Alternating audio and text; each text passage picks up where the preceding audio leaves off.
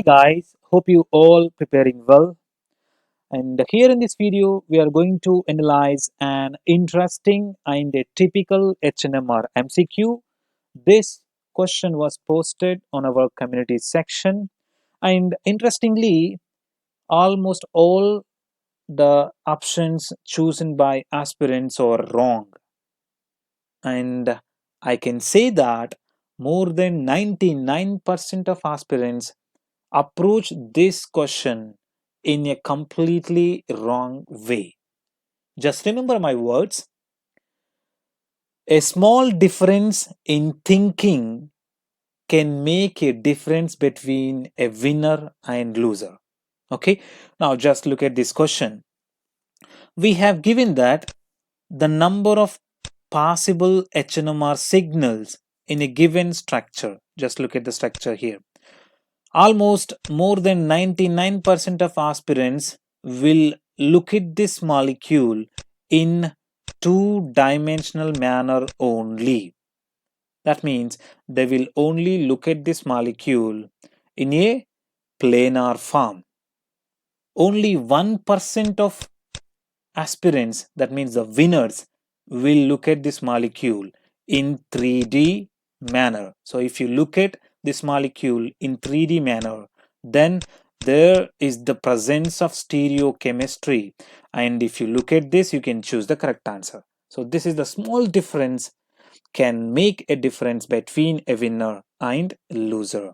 Okay, so now just look at this molecule in three-dimensional manner. Okay, so by just saying this, almost all can answer this question. Okay, here hydrogen. Now here one hydrogen is above the plane and other one is below the plane. So one methyl is above the plane and one methyl is below the plane. So after looking at this molecule in three-dimensional way, now just check the hydrogens. Okay, so for example, if you look at this molecule, this methyl group can experience the chemical or the interaction between this branched CH2 and this hydrogen, whereas the bottom methyl group is not having the same interactions which are possible on this methyl group which is above the plane. That's why we can differentiate A and B for these two methyl groups. So simply these two methyl groups are not in similar chemical environment. So they will give two signals. Now just look at here. We have one hydrogen above the plane and one hydrogen below the plane. So this hydrogen can experience the chemical environment of the hydrogen which is below the plane, and whereas this hydrogen will experience the chemical environment of hydroxy group and this CH2. So these two are also different in chemical environment. Okay, so here C and D. Now you can see this hydrogen already experiencing the different chemical environment, so we can see we can give other signal for this hydrogen.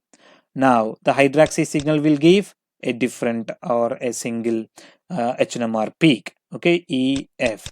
Now these two hydrogens, so one is above the plane and one is below the plane. So these are also going to give two signals because they are in different chemical environment. So F, G and H. So how many signals are possible? So simply 8 signals are possible for this molecule.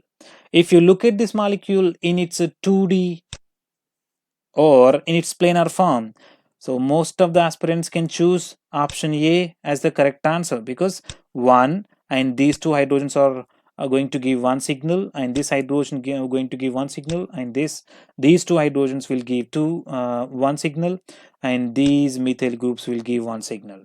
So which is indicating 5, but it is absolutely wrong. The way of approaching the question and way of looking at the structure is very important.